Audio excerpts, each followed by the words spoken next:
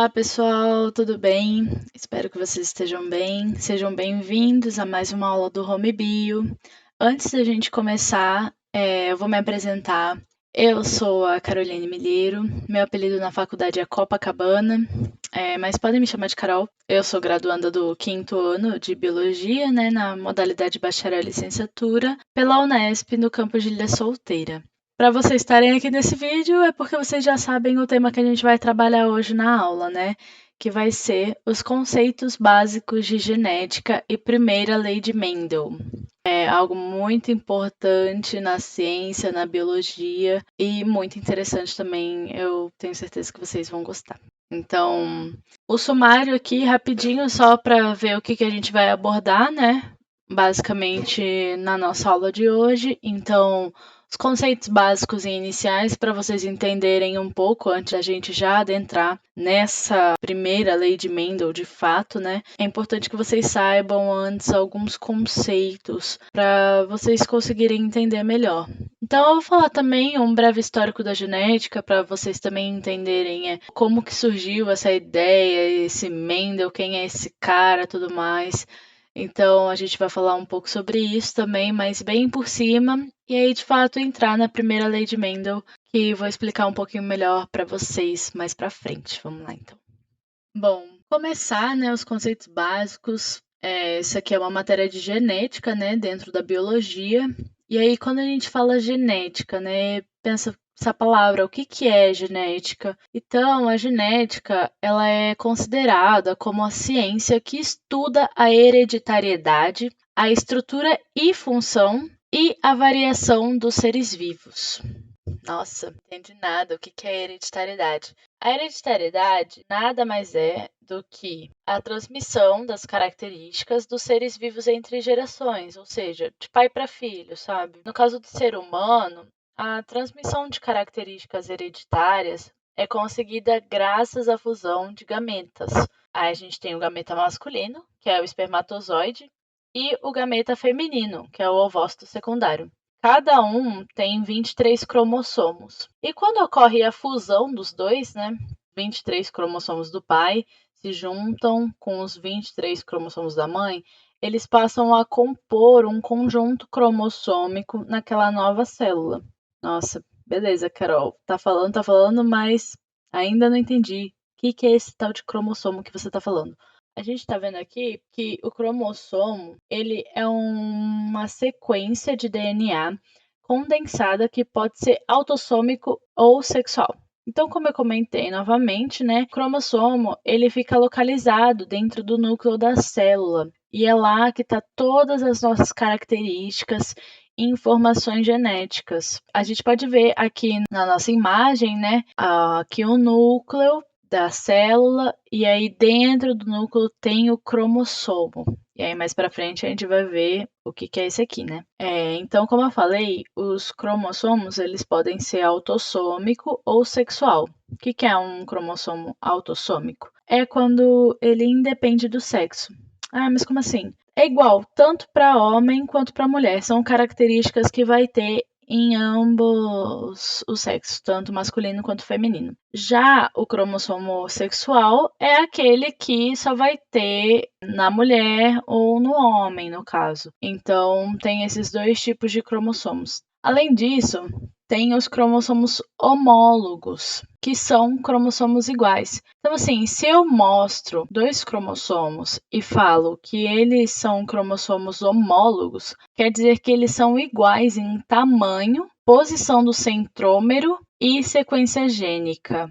E os genes dos cromossomos homólogos, eles são chamados de genes alelos. Então, assim, a gente vê o cromossomo, ele muitas vezes ele é tipo um xizinho assim. Eu sou péssima para desenhar, mas muitas vezes os cromossomos eles têm isso aqui no meio. Nossa, eu sou muito ruim. Eu vou colocar de outra cor para ficar mais fácil de visualizar. Isso aqui no meio que eu estou colocando, a gente chama de centrômero. Então, se eu falo que dois cromossomos iguais a esse aqui são homólogos, quer dizer que eles são totalmente idênticos. A gente está vendo aqui. E aí, o gene dos cromossomos homólogos, eles são chamados de genes alelos.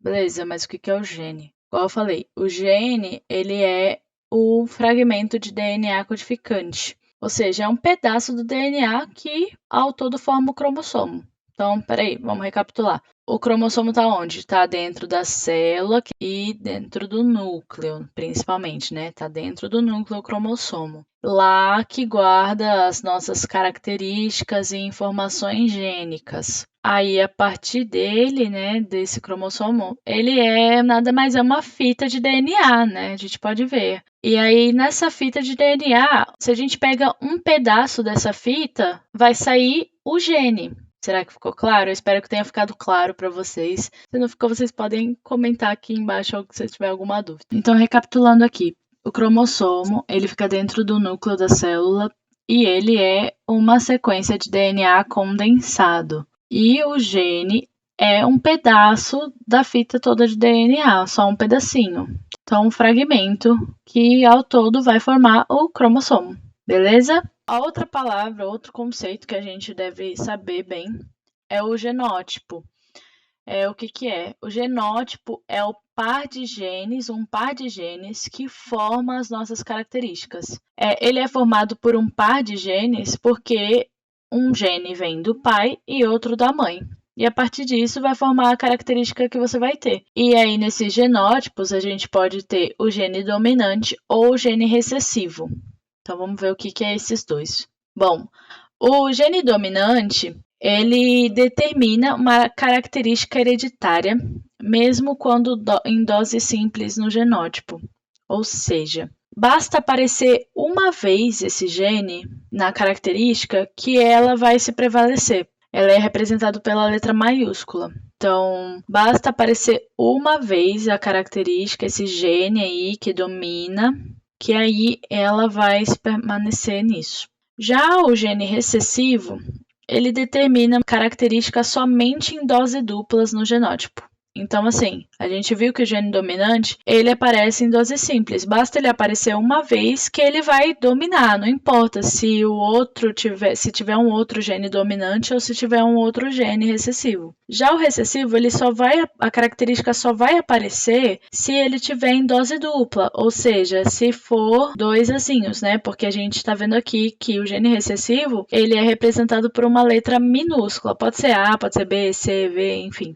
Pode ser qualquer letra, mas tem que ser minúscula. E o gene dominante tem que ser maiúsculo. Então, se no genótipo tem um azão, né? Aqui, ó, um azão e um azinho, é o gene dominante, né? Tá aqui, o azão. Agora o gene recessivo tá aqui, ó, é um azinho. Ele só vai aparecer somente em dose dupla, só se tiver dois azinhos. Aí nisso a gente chama de homozigoto e heterozigoto. Homozigoto, ou puro também, que pode ser, eles são os pares de genes que possuem genes alelos idênticos. Lembra o que eu falei, o que é gene alelo? Gene alelo são os cromossomos homólogos, ou seja, iguais. Então, no homozigoto, a gente vê aqui que ele pode ser homozigoto recessivo, que é quando a presença do azinho, ou seja, do gene recessivo, ou homozigoto pode ser homozigoto dominante, que é quando tem azão,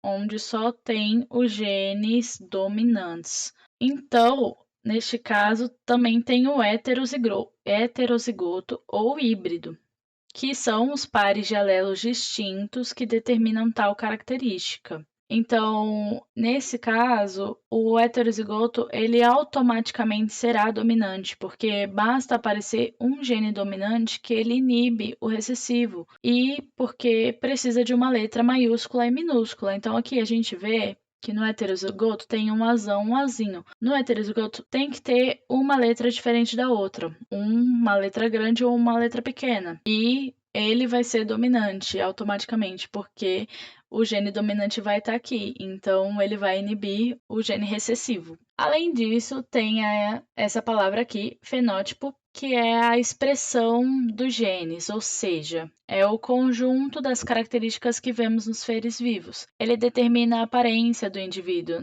na sua maioria em aspectos visíveis. Então, ele é meio que resultante do conjunto dos genes, que é do genótipo. Bom, um exemplo disso é o formato dos olhos, a tonalidade da pele, a cor, textura do cabelo. Mas é importante ressaltar que o fenótipo ele pode ser alterado pelo meio, ou seja, eu posso trocar a cor do meu cabelo, entendeu? Então, eu estou alterando o meu fenótipo. Então, é isso.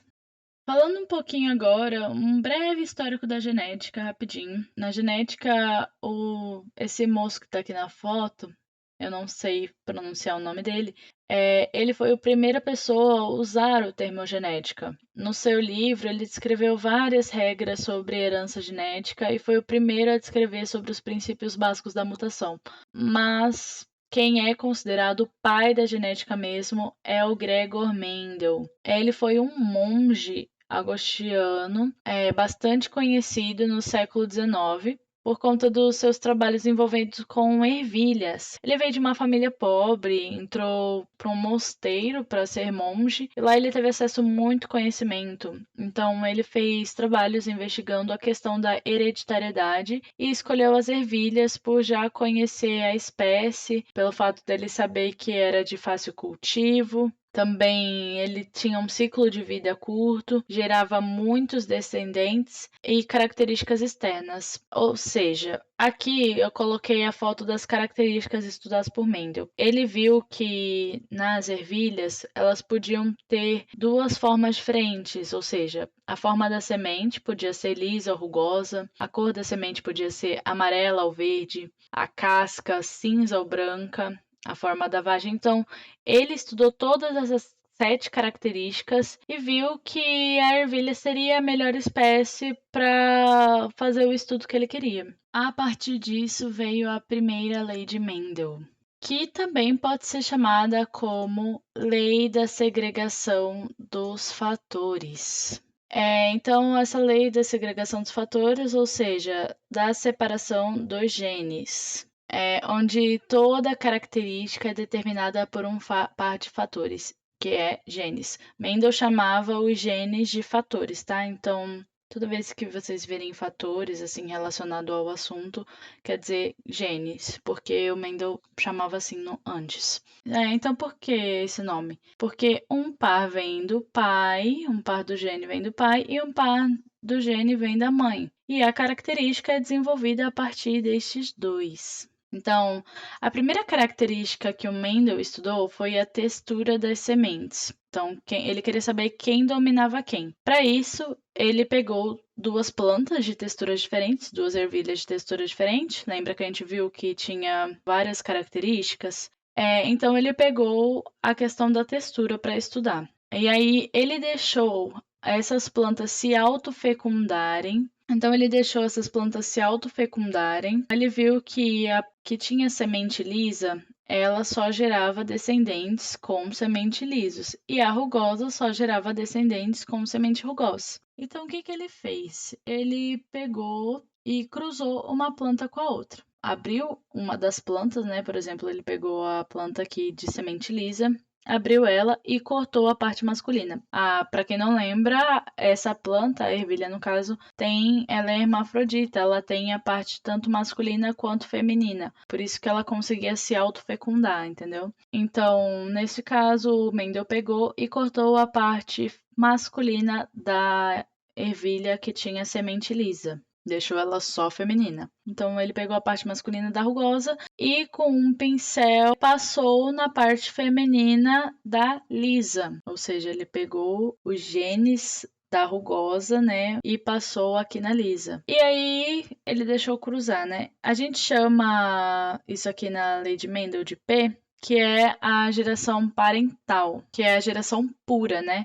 Porque até então ela era somente lisa e aqui somente rugosa. Não tinha nada mais que isso. E aí, quando ele pegou os genes da rugosa e fecundou com a da lisa, né? Surgiu a geração F1. E aí, na geração F1, as plantas que nasceram, as sementes que tiveram, elas foram 100% lisas. Uai, mas por que que elas foram 100% lisas? Ele já viu uma hipótese de que, se eu peguei os genes da rugosa e passei na lisa e nasceu somente lisa, tem alguma coisa aí. Então, pode ser que o gene dominante é a lisa, pois só nasceu semente lisa, né? Só teve semente lisa, então pode ser que ela seja dominante, mas aí eu preciso testar mais para ver se é isso mesmo, né? Para comprovar. Então, o que que ele fez? Ele pegou essas plantas que nasceram 100% lisas, e deixou se autofecundar novamente. Ou seja, elas se autofecundaram. E aí, o que aconteceu foi,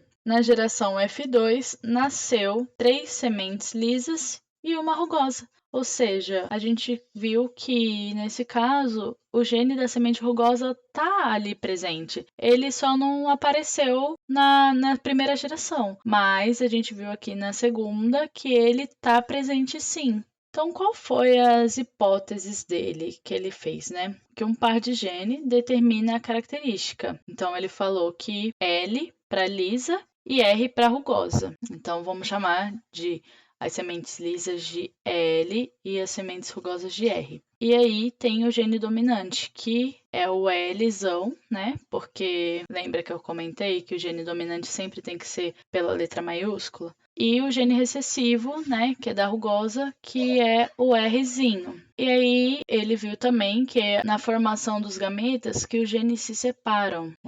Vou explicar melhor agora para vocês. Então, vou ver aqui como conclusão. Ó, coloquei aqui na geração pura, né, na geração parental, o Lzão da lisa e o Rzinho de rugosa, porque a gente supõe, né, que até então esse vai ser o gene dominante, esse aqui o gene recessivo. E aí a gente pega e cruza uma com a outra. Nisso, na primeira geração, nasceu somente sementes lisas, 100% lisas. Por que que tem um LR aqui? Porque lembra que eu falei que os genes eles se segregam, eles se separam? Então veio um L daqui. Então um Lzinho veio daqui, né? E um Rzinho veio da rugosa. E aí formou a semente 100% lisa. Por quê? Porque a gente está vendo que o L é o gene dominante nisso aqui. Então, para a gente certificar mais ainda, a gente vai deixar ela se autofecundar para ver se vai nascer outra. Então, fazendo essa autofecundação aí, a gente está vendo aqui o LR com o LR, né? Aí separando os dois, fazendo essa autofecundação e separando, a gente separou os genes aqui, o L e o R. Fazendo essa separação, a gente vê na geração F2 que acontece. Então, quando ele fez esse cruzamento aqui de LR com LR, vamos separar cada genes, né? Porque os genes se segregam. Então, L com L deu LL, ó, o dominante aqui, ó, o homozigoto dominante, porque tem 2 genes iguais. Depois, esse L com um R daqui, formou um LR. Também é um heterozigoto dominante. Por quê? Porque tem o L ali, nasceu lisa, então, né, a semente. Depois a gente pegou o R desse aqui e cruzou com esse. E aí nasceu LR de novo. O gene dominante sempre vem na frente, então vai ser LR. Nasceu outra semente lisa. E aqui, que é o Rzinho com Rzinho, nasceu a semente rugosa. Então, a gente percebeu aqui que apareceu 3 lisas e uma rugosa. Ou seja, como a gente pode concluir melhor isso? Que 75% das sementes foram lisas e 25% das sementes foram rugosas. Então dá essa proporção de 3 para 1. E eu espero que tenha ficado claro para vocês. Talvez seja um pouco confuso no começo, mas vocês vão ver que não é tão difícil. É só a separação dos genes aqui. Então, eu espero que vocês tenham gostado. Essa foi a aula de hoje, bem rapidinha, é simples também para vocês aprenderem o iniciozinho da genética, né? Porque aí tem a segunda lei de Mendel também, tem outras coisas. Mas aqui é uma fotinho do Mendel com as suas plantinhas. E é isso, espero que vocês tenham gostado. Vai sair mais aulas. Vocês podem ver as aulas anteriores aqui também. E é isso, pessoal. Muito obrigada. Até a próxima aula. E qualquer dúvida podem deixar aqui nos comentários. Não esqueçam de dar o like e se inscrever no canal, tá bom? Um abraço.